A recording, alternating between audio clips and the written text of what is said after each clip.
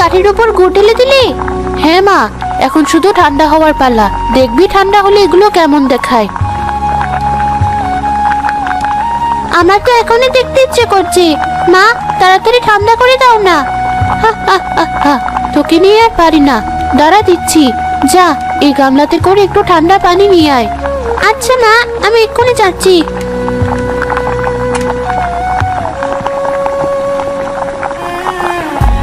দে মা, এই থালাটা ওই পানির উপরে রাখলে এগুলো তাড়াতাড়ি ঠান্ডা হয়ে শুকিয়ে যাবে।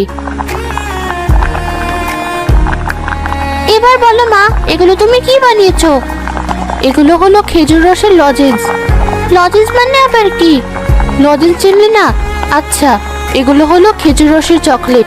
এবার বুঝেছিস? আজকে আমি খেজুর রসের চকলেট খাবো।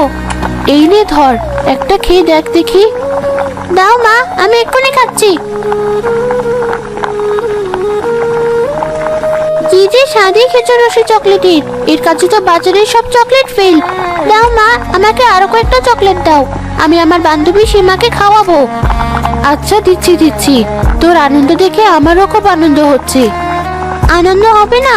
কতদিন পর নতুন কিছু খাচ্ছি। দাও মা, আমাকে আরো কটা দাও। যা, এগুলো নিয়ে খেলতে যা, আমি কাজগুলো সেরে নি। আচ্ছা মা।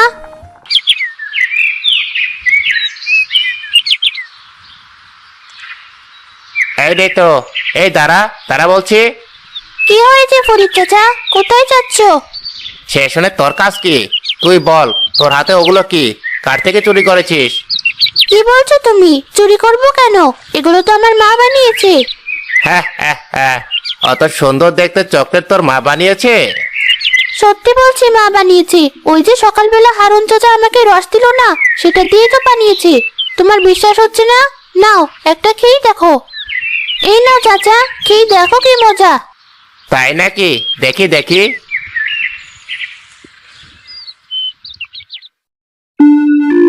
আরে তাই তো, এই চকলেট দেখছি খুব স্বাদ।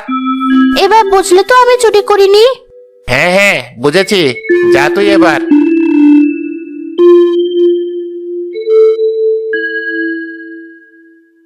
আরে, এগুলো কি? খেয়ে দেখ কি মজা। খুব তো তোর মায়ের হাতে এটা ওটা সুনাম করিস। এবার আমার মায়ের হাতেরই চকলেট খেয়ে দেখ। সত্যিই তো চকলেটগুলো খুব স্বাদ। তাহলে মানছিস তো? আসলে বাবা মারা যাওয়ার পর মা আমাকে কিছু করে খাওয়াতে পারে না। তবে আমার মায়ের হাতে সব জিনিস অনেক স্বাদ। আচ্ছা, মানলাম। এবার যাই, সন্ধ্যা হয়ে আসছে। না গেলে মা খুব বকবে। মা, আমাকে ওই খেজুর রসের চকলেট বানিয়ে দাও। দূর, কোত্থেকে কি যে খেয়ে এসেছে। আমি তোকে টাকা দিচ্ছি, কিনে এনে খা। আমি ওসব বানাতে পারি না। কি হয়েছে? বাড়িতে এমন মা মেয়ে কিসের চিৎকার শোনা যাচ্ছে? দেখো বাবা, আমি মাকে বললাম আমাকে কিছু খেজুর রসের চকলেট বানিয়ে দিতে, কিন্তু মা কিছুতেই বানিয়ে দিচ্ছে না। সে আবার কি? বাপের জন্য তো এমন চকলেটের নামই শুনিনি। তাহলে তুমিই বোঝো, ওই চকলেট আমি কি করে বানিয়ে দেব? এবার বলতো মা, ওই চকলেটটি কোথায় খেয়েছিস? ওই চকলেটটা আমাকে ঋতু খাইয়েছে। ওর মা নাকি বানিয়ে দিয়েছে। বেশ মা, আমি কালই ওর মায়ের থেকে কিনে এনে দেব। এবার শান্ত হো দেখি। তোর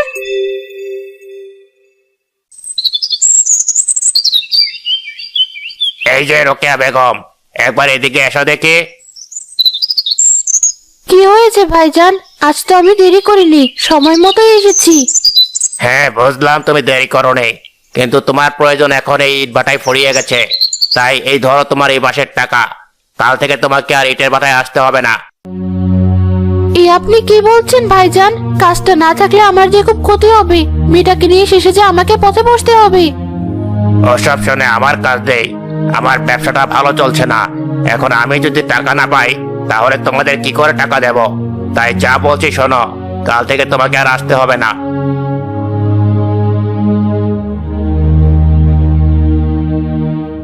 কাঁদিস না বোন, কাঁদিস না। এবার তুই একটা ব্যবসা শুরু কর। কি যে বলো আপা, টাকা কোথায় যে আমি ব্যবসা করব? মানুষ চাইলে কি না পারে। তুই একবার চেষ্টা করেই দেখ। আমি ওদিকে যাই, না হলে মহাজন আমাকেও কথা শোনাবে।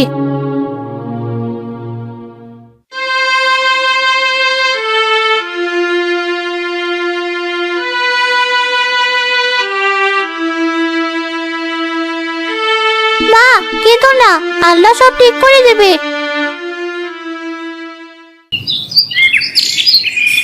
মা ঋতু, কোথায় মা? আরে হারুন চাচা, তুমি এখানে? হ্যাঁ মা, একটা কাজে আসতে হলো। তোর মা কোথায়? মহাজন চাচা আজকে মাকে চাকরি থেকে ছেড়ে দিয়েছে, তাই মা বাড়িতে এসে কেঁদেই চলছে। সে কি রে, চল তো দেখি।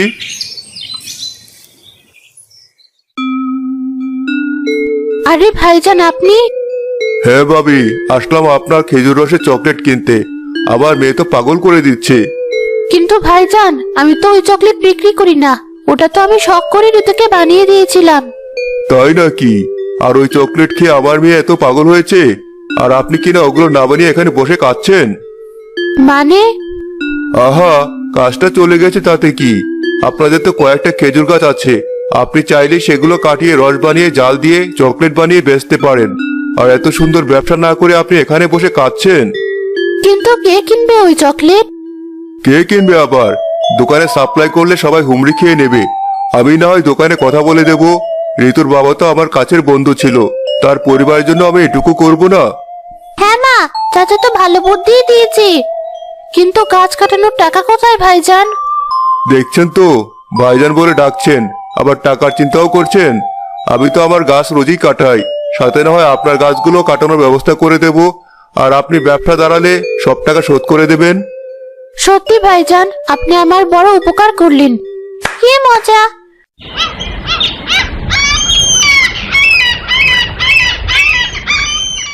পরদিন সকাল থেকে রোকেয়া আর ঋতু খেজুর রসে চকলেট বানাতে লাগলো, আর বিকেলে দোকানে দোকানে সাপ্লাই দিল।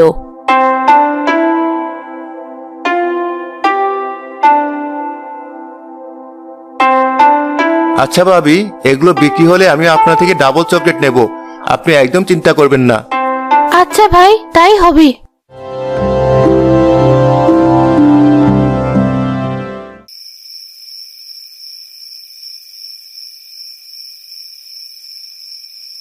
মা, তুমি কি এত চিন্তা করছো বলো তো? কি আর চিন্তা করব, ভাবছি এতগুলো টাকা ঋণ হয়ে গেল, এখন যদি দোকানে চকলেটগুলো বিক্রি না হয় তাহলে যে কি হবে। তুমি শুধু শুধু চিন্তা করো না তো মা, নাও ঘুমিয়ে পড়ো।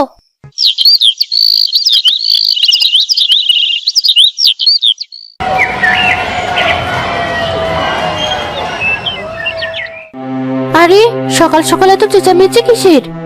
হ্যাঁ মা, আমিও তো কিছুই বুঝতে পারছি না।